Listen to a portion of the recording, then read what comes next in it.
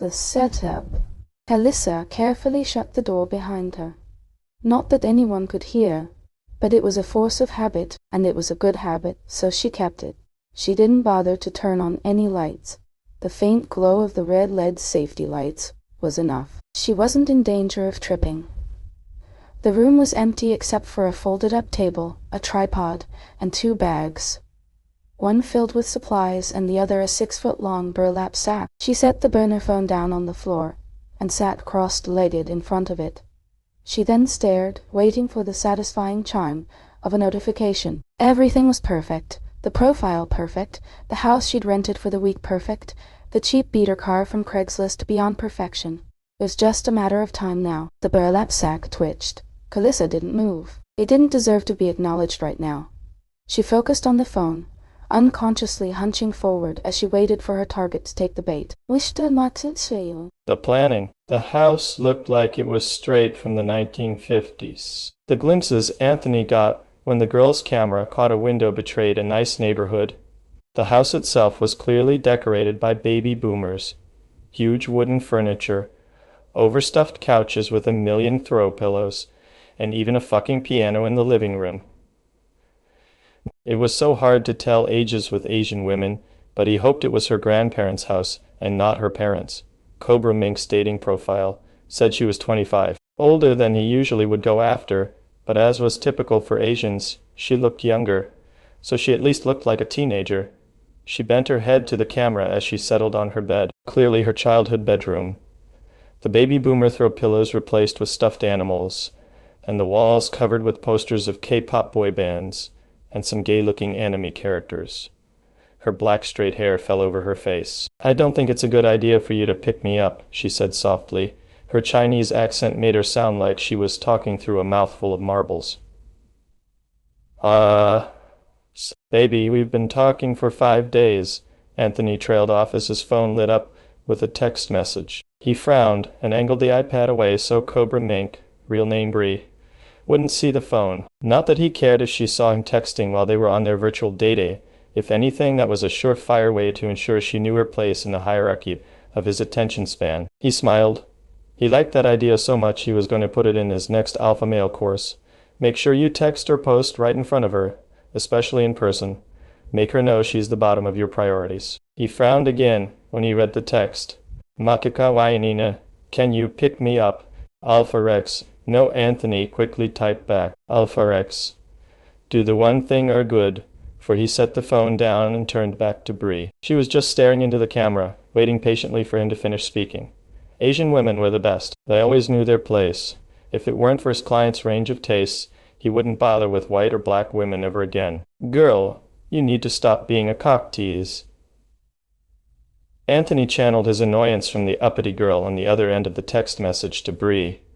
Bree ducked her head either in deference or to hide her blush. Either way, the submission was almost enough to get him hard. "Seriously," he nearly groaned. "I don't have time for cock teases. I can find another girl." "You're too old anyway." He fell into the obvious threat. He had chosen her well, finding one of the few female accounts on the dating apps with nearly 0 replies. When the male users outnumbered the females 10 to 1, it was a safe bet an ignored female had rock-bottom self-esteem.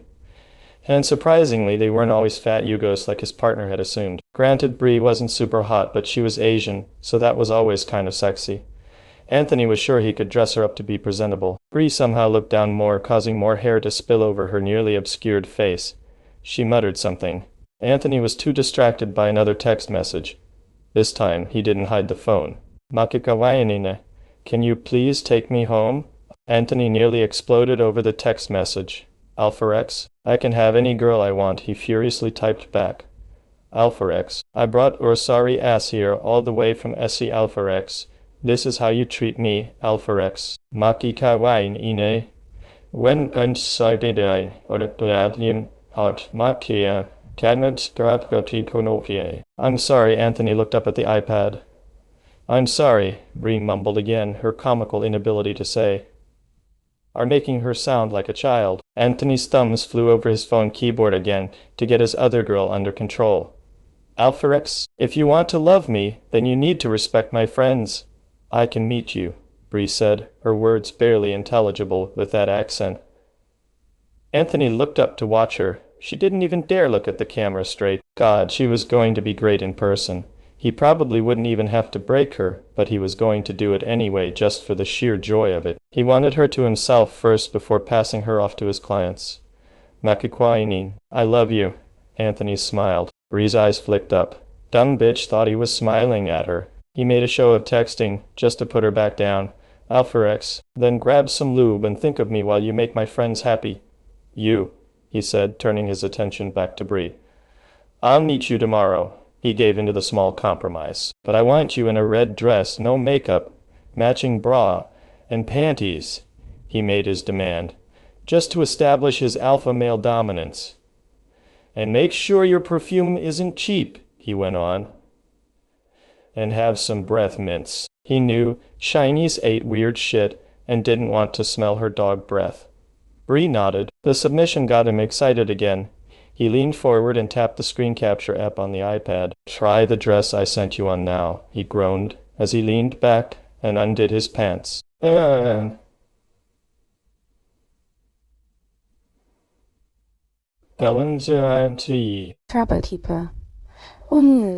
Calissa propped up her phone and angled it so the sound wasn't muffled. There was an infinite number of things she would rather have listened to than the live stream, but old 90s pop rock wasn't going to inspire her and keep her focused right now. She needed to get into his head if this was going to work. The figure on the small screen was showing off his gaming PC and seemed to be torn between bragging about his level 91 Templar in Path of Exile and some new cryptocurrency, Dogecoin. She paused, holding the thick gloves in her hand, and openly gaped at the screen. Dumbass didn't have a loot filter on and was trying to pick up a common sword. She absently stuffed the gloves in her oversized purse, unable to tear her eyes away from the stupidity. What would it be like to have just a fraction of that confidence? She definitely didn't want the full force of his overdeveloped self-esteem. The last she needed was to go full Dunning-Kruger. But just a fraction of that kind of self-confidence. How different would her life have turned out? He moved on to pretend he knew what overclocking a GPU meant. She rolled her eyes and zipped up the handbag. No. One in. Windy. STL. The date. So I'm getting ready for my date, Anthony said into his phone, making sure to hold it slightly below his face to catch it at a more flattering angle and to give his audience the impression he was taller. Anthony watched the live stream from a computer monitor, just to make sure he was still looking good without looking like he was trying. He knew he could make better videos if he pre-recorded and edited, but that was a whole process he wasn't going to invest the time in. He just got a ring light from that cheap Chinese crap website du jour, something he could stick to the phone camera that worked well enough as long as he was careful about the angles. I got 6 girls right now, Anthony told the couple thousand people on the other end of the phone. Each one of those hoes is waiting by her phone right now, waiting for me to call. Waiting for me to call. He stopped in front of his closet. This hoe sends me a message, she says. I love a man in a suit and tie. Anthony did a falsetto, breathy voice imitation as he stood in his giant walk-in closet and panned around to show off the wall of custom designer suits to his left. The almost assess, expensive athleisure sets behind him, and the wall of collector sneakers to his right, all the shit his dumbass teenage loser followers would never see in real life. Bitch, you don't tell me what to wear. He channeled some real anger into his voice. He walked to the back and pulled out a tracksuit. He set the phone down in one of the waiting holders. He'd practiced the motion so it looked seamless. But he really needed to get a girl who knew dick about filming to kick these streams up to the next level. His followers were stupid, and he'd gotten hundreds of thousands without really trying. But if he wanted to break 1 million, he was going to need to up his game. Watching the now far monitor, he removed his shirt and sucked in his gut and flexed as he made a show of scrutinizing the tracksuit he'd picked. Never let a hoe tell you to do anything, he said into the phone. I have suits. And I look good in a suit, he continued, making sure he was flexing his abs the entire time. But just because some dumb bitch thinks she can tell me to wear, I'm not wearing a fucking suit. His voice wavered between angry and smug. He wanted smug, but it was too easy to get incensed over the topic of women. And it's not like his army of dumbass boys and divorced dads knew anything about women anyway. That's why they were here. I am the man, Anthony went on, channeling the anger through as he pulled on the shirt and faced the camera. I'm successful because I give orders, I don't take them. And as a result, I got 6 girls I can take out. He moved in closer to the camera, staring intensely into the camera. 6 lucky girls who get the perfect alpha date. This is how you do a date. I make all the decisions. Bitches love that. I treat them nice. I give them something stupid and shiny. I pay for a nice meal.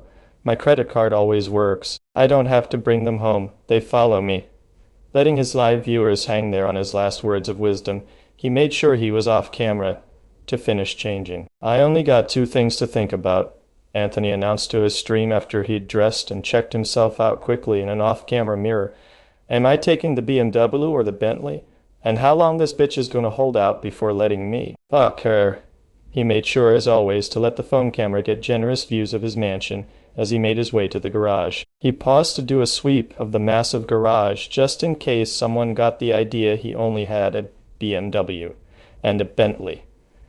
I'm taking the Bentley, he declared, on a complete whim, sweeping the camera around to rest on the car. I'm giving it some attention, he said, walking over and patting the car carefully not to get fingerprints on it. Even though it's 6 months old, I hate being outdated. Anthony surprised himself by saying something personal, but went with the thought anyway. I don't like being outdated when it comes to cars, shoes, clothes, or women.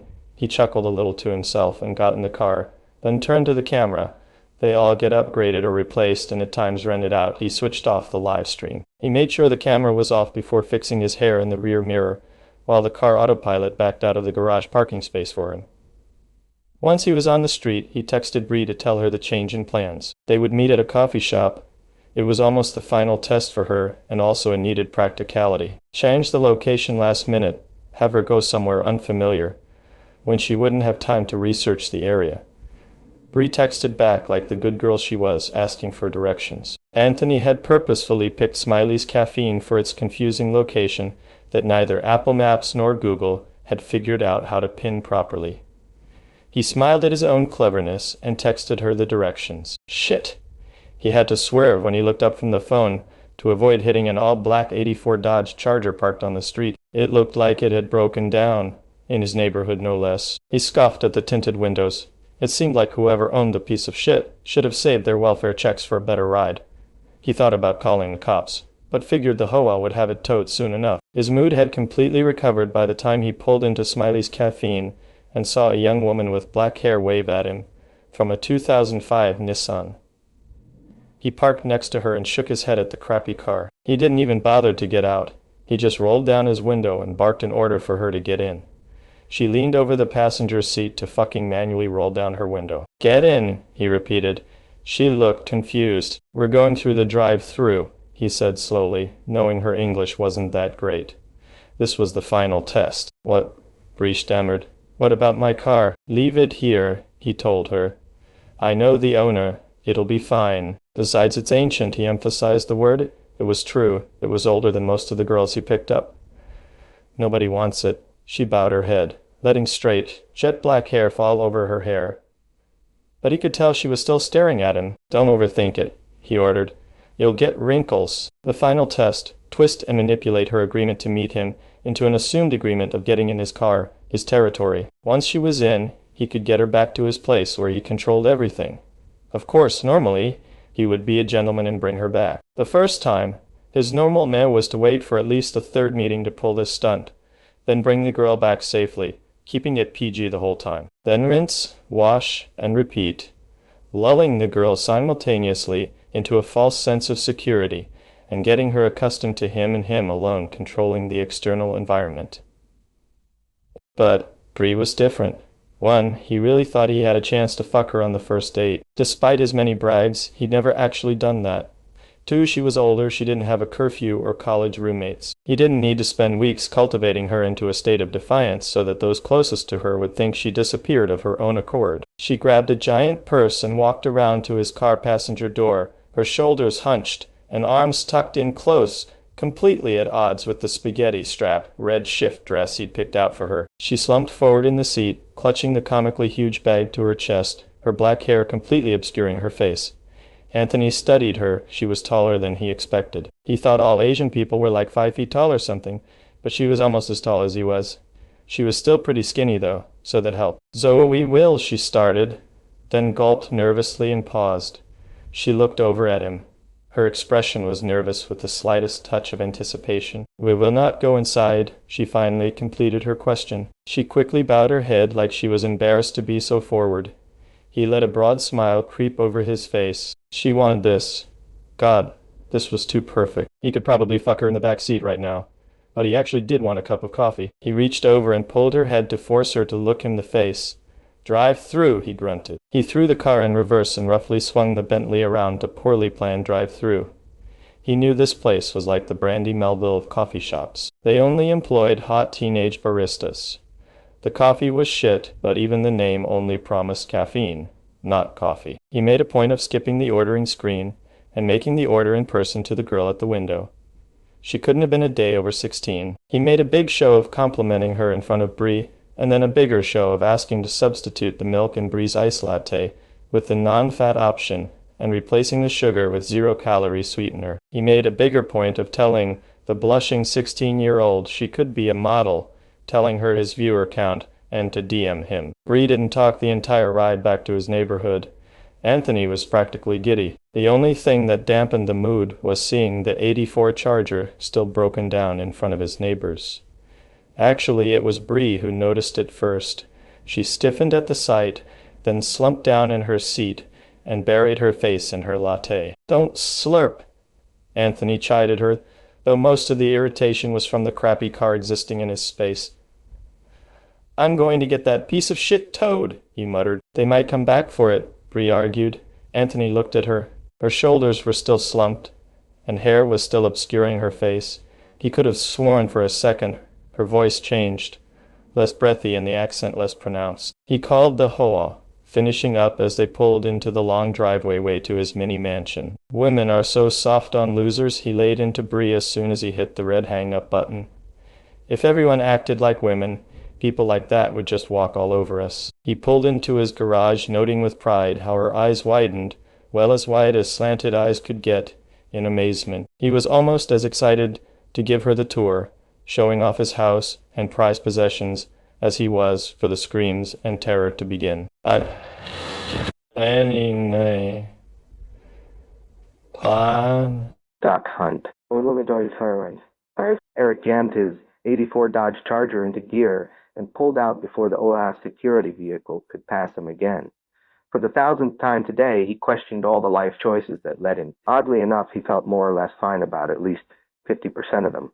He thought that was pretty good for a divorced guy like him. Though he couldn't justify that last decision that had put him here playing cat and mouse with the hoa of the nicest neighborhood he'd ever seen in his life. Calissa's favorite coffee shop had filled an order placed on the app from somewhere near here. He could have just filed that information away.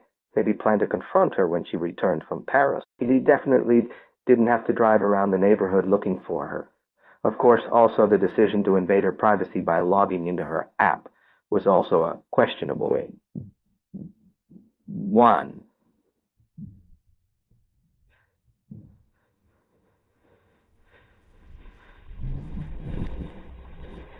He probably shouldn't have done that. It was definitely crossing several lines that he was afraid might have some actual legal ramifications. He pulled out of the neighborhood. There was no sign of her anyway. He tried to tell himself that Calissa was more than able to take care of herself. But then again, that's what he was afraid of. "I got you, babe." Once inside, Anthony grabbed her stupid giant purse, but she held onto it with a surprisingly firm grip. He eyed her. She ducked her head and fucking bowed. "I'm sorry," she mumbled.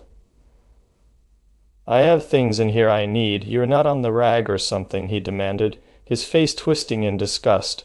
What little he could see of her face flushed bright red. "Of course not," she answered quickly. "But there are other things that will." Anthony cut her off with a shake of his head. "Fine, look around the stupid bag. I was just trying to be a gentleman." He let his baseline pent-up anger through, like she had slighted him. As long as she didn't get any ideas, no matter how much perfume she sprayed on her pussy, he wasn't going down on her. He started the tour of his luxurious home. Leather chairs from Italy, thick handmade rugs from Iran, a fully decked-out kitchen he never used with French cast-iron pots and silver flatware from England. He made a point to show off a guest bedroom with an enormous waterbed and tripod set up at the side and base. He watched her reaction, a slight little tremble. But not fear, excitement. She was secretly a dirty girl. Probably read too many trashy novels or something and couldn't wait to try the real thing. As eager as he was to oblige her, he took her first to his favorite part of the tour, the big alcove on the second floor with his trophy cases. It was mostly awards from high school sports, football and basketball. Half of one case was martial arts belts and trophies from college. The wall between cases had framed newspaper clippings of his brief career as a pro mixed martial artist, and even the clipping of him as a beaming innocent 10-year-old winning his first chess tournament. Bree was transfixed. She was focusing mostly on the centerpiece of it all, the giant and hugely expensive oil painting he'd commissioned of himself. It was full-size, 1-to-1 scale of himself completely nude. Anthony sometimes preferred to just look at this painting while he avoided his real reflection in the mirror. Lighting and mirrors sometimes distorted his figure or made his tawny skin look sallow. The painting was real. He stood beside her. She stepped forward, almost into the painting, sending him into a light freak-out. "Watch out!" he yelled out with sharp, piercing anger and grabbed her. But instead of yanking her away, he controlled himself and pulled her gently. She didn't look up, just mumbled something. His anger mixed with lust, and where usually he would control himself better, he was so confident with her, he felt like he could do anything. He closed what little gap there was between them, encircling her small waist with one arm and grabbing her ass with the other. He grunted and crushed her into his body, forcing her to rub against him. She let out a little cry and pulled back. He felt himself hardening. The resistance was way sexier than her melting into his demands like a romance novel heroine. He was about to demand why she pulled back when his phone buzzed and distracted him. He let go of Bree's ass and pulled out the phone to see one of his friend's business associates' clients, online moniker Penislove, had messaged him. He let go of Bree to concentrate on the phone. She adjusted the staticky skirt to pull it back down over the thin underwear he'd dropped shipped to her. Clearly noticing that he cared more about his friend's message than about her, she ducked her head, lifted the bag, and fucking bowed again. "Please, may I?" she stammered her question, lifting the bag as high as her head as she held the bow. "May I get ready for you?" He grinned and nodded. He turned his back on her, both to focus on the phone and to hide the contents on the screen from her. "Penislove. Hey bro, having fun yet? Penislove." "I can't wait to check her out myself." Penislove was replying to the video Anthony had sent of Bree trying on the red dress. "Alpharex, it is definitely going down tonight," Anthony replied. "Alpharex, I'm taking first dibs, Penislove." "Dude, calm down." The text came back immediately. "Penislove, I'm not stepping on your turf." Anthony caught himself, surprised a bit at his reaction. They'd been in this loose business together for years now. No one ever questioned that Anthony got the girls to himself at first. That was how the operation worked. "Alpharex, yo, it isn't fun unless the homies get some lol." Anthony texted back, his version of a peace offering. "Penislove, you know I like the sloppy seconds better anyway," Penislove immediately replied. "Penislove, I like surprising them with round two." Just when they thought it was over, Anthony could picture the chuckling smirk on Penislove's face. "Penislove, I can't wait, homie Penislove. You know they call me Mr. Anal for a reason, lol, and she is going to make bank with our clients." "Alpharex, let me get back to business, Alpharex. If she wants it or not, we are going to get down with it." Tile Anthony stuffed his phone in his tracksuit pocket and turned around to face a very different woman. No thoughts made their way through the confused mess of his brain. He could see her face clearly for the first time, not beautiful but steadfastly average, chin a little too heavy to be delicate, nose a little too short but not quite snub. But it was clear, since she had tied up her thick black hair in a hasty bun and it was at a hairnet. He looked down. Her skimpy red dress was covered by a Dexter-esque rubber apron, and she was pulling on yellow dish gloves. "What the fuck?" He drew out the words. She never took her eyes off of him as she reached down into the dumb giant purse on the floor and pulled out something small. "A syringe?" "This is the wrong side of kinky," Anthony growled at her. He moved for her fast. The dynamic had shifted drastically. "Dumb bitch, think I'm a fucking cuck bottom," he yelled at her, reaching to grab her hand. She snatched it away before he could get a hold of her. He launched his full body forward in a practiced fighting style coupled with pure rage. He fell on top of her, using his superior weight to pin her on the floor. His arousal merely adjusted to a different type of violent excitement. That's it to an explicit victim, but still a victim. He started to grind on top of her, his mind going blank to everything except his most basic animal instincts. As a fog descended over him, he recalled the syringe. Where had that gone? When the letdown. Anthony woke up screaming. He was tied to a chair. He frantically tugged against the plastic industrial zip ties, pinning his arms and legs to the wood dining room chair. His chair, one of the ones from Belgium that gay-ass interior designer had insisted, was a must-have for his style profile. He didn't feel disoriented from whatever Bree had given in the slightest, but he still couldn't figure out where he was. He seemed to be in a spotlight in the middle of a vast open room. The light on him was so bright he couldn't see into the shadows. He struggled more, his body panicking first, leaving his brain to play catch-up. A soft noise on his right side distracted him, something muffled, like a little shuffle. Bree walked into the light directly in front of him. Hair up in a bun covered with a hairnet, the rubber meat-packing apron squeaked against the ridiculous giant purse she clutched with her 2 yellow dishwashing glove-clad hands. A slow smile creeped over her face. "What do you want?" Anthony demanded. She cocked her head and shrugged to indicate their surroundings. "What the fuck is going on?" Anthony yelled out in shock and confusion. The stark silence was his only reply. The shuffling noise came again from his right side. He snapped to catch it, but couldn't see anything past the bright spotlight. "You won't get away with this," Anthony screamed at her. "I have cameras everywhere in my home. My fucking car recorded you." Bree smiled deeper and let out a soft breath. "Whatever special hacking devices you think you have, it won't work." Anthony argued with no one, feeling the desperation take over as his struggles proved to be completely futile. It wasn't just that the zip ties were strong, he was also weak. "Did you inject me with some kind of muscle relaxer?" he demanded. Bree said nothing. She just put her huge handbag down on the black floor in front of her, dropped to her knees, and sat back on her heels while she examined some contents inside. Another quick shuffling noise at his right. This time it seemed louder, closer. "Why are you doing this to me?" Anthony yelled. He was on the verge of panicked tears between Bree's creepy silence and that fucking mystery noise. "Are you some man-hating dyke?" A quick shuffle, it sounded like a rough cloth scraping against the floor. Bree pulled out a phone and tapped some commands. The light dimmed. She frowned and tapped again. This time it brightened.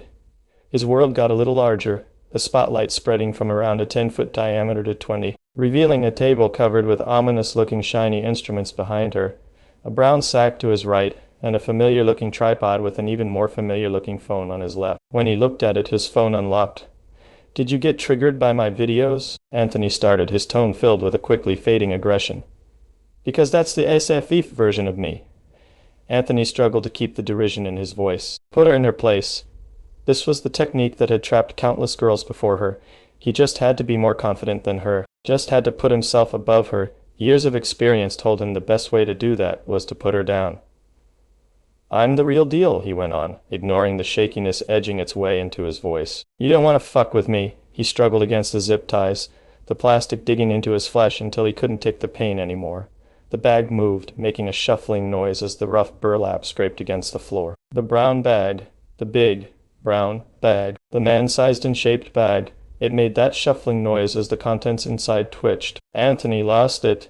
"I don't even believe any of the shit I say online," he cried. "I get views from 12-year-old virgins, or 40-year-old divorced dudes, who are just pissed their grandparents got to be sexist and racist, and they have to actually compete for jobs."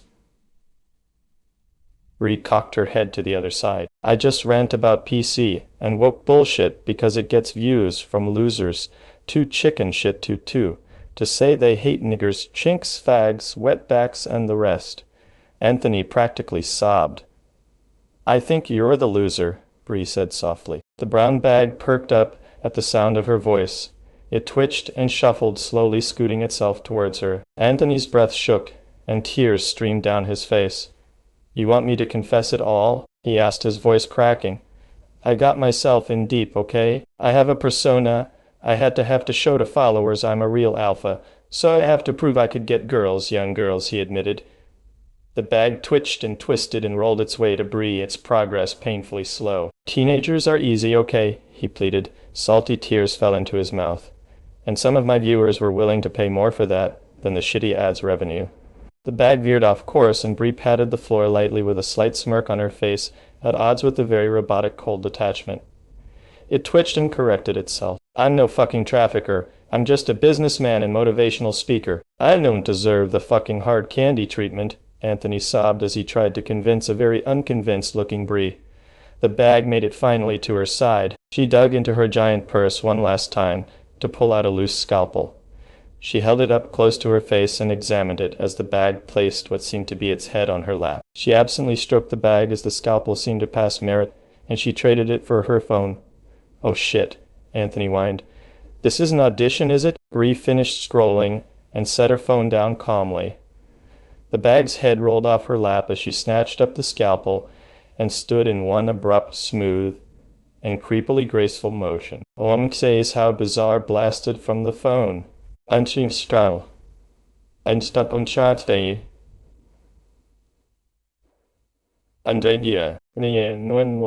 She got skills. Why are you like this? It was funny that no one ever asked her that.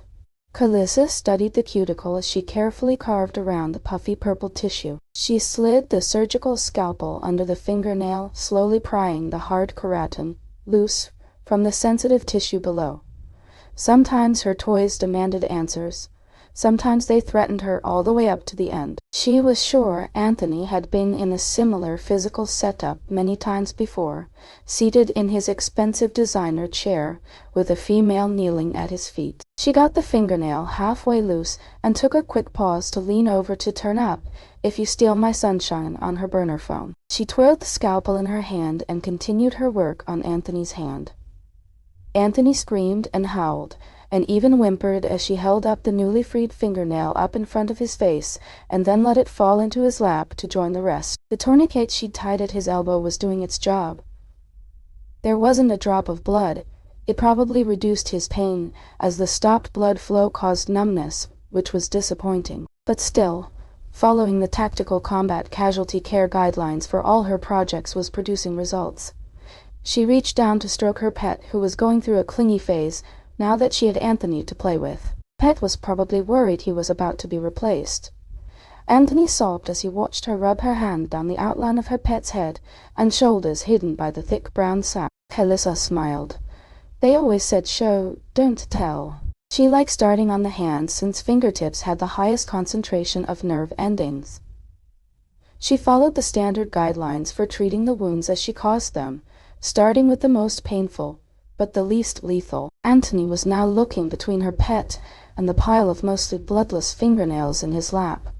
Tears ran down his face. As hurt and terrified as he was by his now exposed fingernail beds, being a pathetic social media addict he couldn't help himself from looking back to his phone. She had set up on a tripod. It was set to record a tight video of his face only. Or at least usually his face. He was surely bouncing in and out of frame constantly as he thrashed about in the torture process. The song stopped, and Calissa stared ahead until Anthony noticed she had paused. I trafficked them, Anthony sniffled. His voice was raspy and hoarse from his non-stop screaming. Calissa pushed her pet away and gently took one of Anthony's hands in her own. His wrists were zipped to the fancy designer chair arms. He couldn't move the hands away from her. She held his hand and gently ran her gloved fingers over the exposed wounds. Anthony winced in pain. Calissa wasn't wearing smooth surgical latex gloves, but rather heavy industrial chemical washing gloves. Anthony started to shake, but still looked back at the phone. I used the girls. Anthony confessed into the phone. I found I date them, I take them home with me, and then I use them. Calissa suddenly gripped his hand tight and held it to make a small slice in the wrist. No blood. She drove the scalpel in until a small trickle of blood showed. I betray their trust and loyalty, Anthony cried out, even though there was no way it could be hurting him that much. Calissa staunched the small wound with a quick clot gauze. She lifted up one of his feet and performed the same test. She had the tourniquet tied just below the knee. It had been there for well over the 2 hours time limit outlined in the Tactical Combat Casualty Care Guidelines.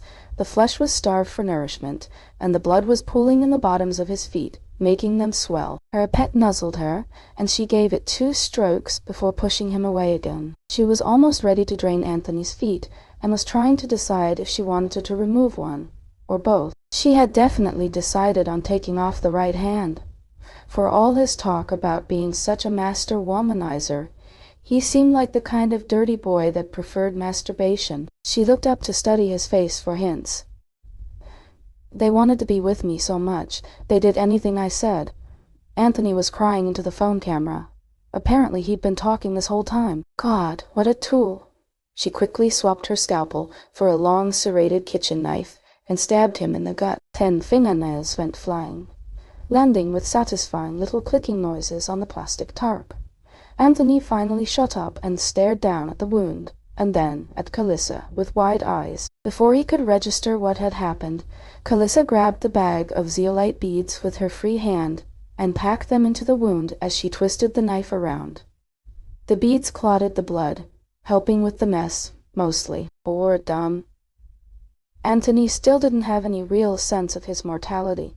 The single stab wound was far from fatal, or even really serious. But he was still just so goddamn fixated on himself. She had to do something to remind him that he was not going to live through this. Pet rolled around to get his head on her lap. She watched Anthony and stroked the bag. The pain, the existential dread, depression and anxiety all combined into her own personal bliss point. As her pets oscillated from dreading to desiring death, they knew they needed her regardless. They knew she was the sole arbiter of their fate. Calissa tapped her phone to play the next song, Living La Vida Loca, and smiled at her pet. What?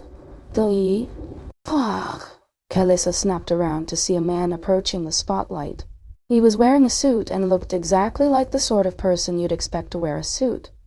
The dark navy suit complemented his rich brown skin and short-cropped black hair. She heard Anthony rustle behind her.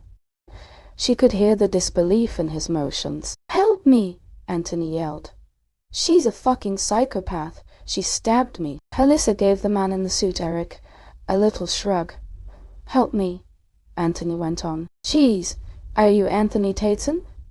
Eric interrupted as he stepped into the spotlight. Calissa just looked up at her partner, following him as he settled next to the tripod. He looked from Anthony to Calissa. Pet was motionless at her side, where his head had fallen from her lap. "You're a fan," Anthony said, his eyes lit up. Dipshit was probably more excited to have a fan than to get rescued. "You got to get me out this bitch." "Shut up," Eric interrupted. "My 8-year-old knows the word hoe because of you." Anthony snapped his jaw shut. Frantic panic danced behind as his eyes as the truth of just how fucked he was began to dawn on him. "I thought you were on vacation in Paris," Eric demanded as he settled his focus on her alone. "Officially, I am," Calissa argued. "I thought we were done with this," Eric groaned.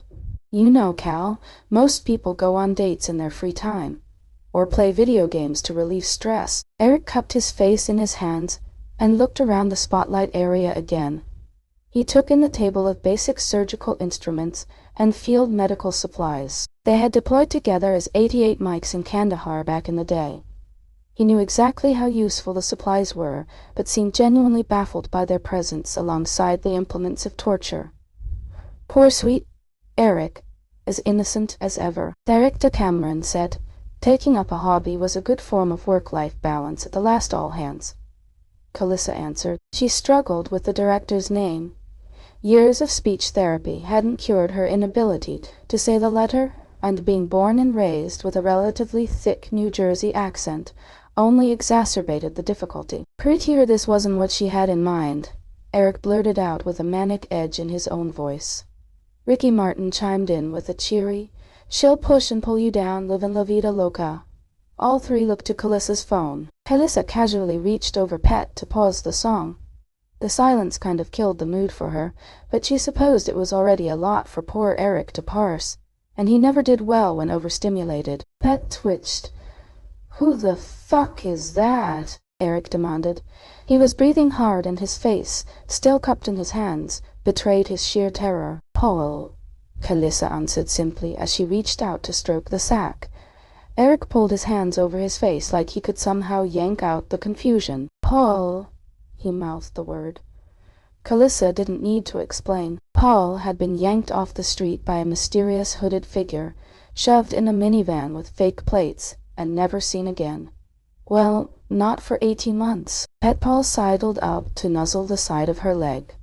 Admittedly, Calissa might not have been so bold as to target the infamous Anthony Tateson if the public reaction to Paul's disappearance hadn't been so encouraging. She had thought she was pushing it with the daytime kidnapping, filmed from multiple angles by the city's copious amounts of street cameras. But it turned out no one felt bad for a rich-ass CEO who employed undocumented children in working conditions so dangerous dozens died each year in accidents. The city, state, and federal police agencies mounted a truly remarkable effort to locate him. But after a week, it faded, and after a month, the agencies were literally inundated with hate mail over the resources spent on the case. After 2 months, Paul was as forgotten as a missing overweight teenage girl from a bad family. She stroked Pet on the side of his head, around the ear, the way he liked. Eric watched her. Calissa looked straight in his eyes. She could tell he was reliving all the rants he had had over the case. Is this corner of hell special enough for him? Calissa asked as she continued to stroke Pet. The corner of Eric's eyes twitched. His first tell of an impending agreement. Fucking untie me and get me out of here, Anthony yelled, ruining their moment. I don't know who you are, but you got like a 100 pounds on her. Just fucking do it. Shut up. Eric didn't yell, but he did raise his voice. Anthony did not shut up. He continued to demand that Eric save him, and rant about his fingernails being pulled out like the whiny little bitch he was. You need a hand? Eric finally said. Anthony trailed off in mid-yell just to stare incredulously at Eric. Calissa beamed. Want me to explain it over coffee? Calissa offered. She pushed Pet ruthlessly away and snatched her phone up from the floor. She opened up the coffee shop app and put in her order for pickup. She looked up at Eric. Extra cream and sugar in the highest calorie drink they serve, Eric said, confirming his usual order. Calissa just changed the quantity to 2. 15 yen. Tangler. Oriental. 5 months later, painless love. What are you up to? Princess 777. Nothing much, just reading a book. You? Painless love. Nothing much, hoping that you could come over today. I've been bored ever since my friend disappeared. Painless love. I'm just looking for some special company, Princess 777. I can come over today if you want me to. I will do anything to make you happy, Painless love. I would really love that, and don't forget to wear what I told you to wear, Painless love. The panties I told you to wear, Painless love. Do you already have any thongs you can put on, Painless love? And don't worry about it. I got the lube and the baby oil, Princess 777. I don't have any thongs, but I have some sexy panties, Painless love. You sound like a kid. Love it, Painless love. I see you when you get here, Painless love. You still got all my information, Princess 777? Yes, I have all your information, Princess 777. I'm about to get ready. I'll see you later, Princess 777. Bye, Daddy Painless love. Bye, my beautiful Princess Painless love. The burner phone buzzed with an incoming text message. They both ignored it. Eric took his feet off of the brown sack to lean forward and concentrate on the boss fight. Na, he growled at Calissa. She dutifully cast an area-wide mana restore spell. Eric summoned a lightning bolt and finally killed the boss. As his partner opened up her inventory to sort through the loot, Eric picked up the phone and read Painless Love's thirsty text. So we on for tonight? Calissa asked, not looking away from the loot screen. Eric relaxed and leaned back into the sofa, the only furniture in the abandoned warehouse loading dock. He propped his feet back on the brown sack. Calissa whistled. The sack immediately pushed itself up to make a better ottoman. Calissa made an audible tongue click of disappointment with her new pet.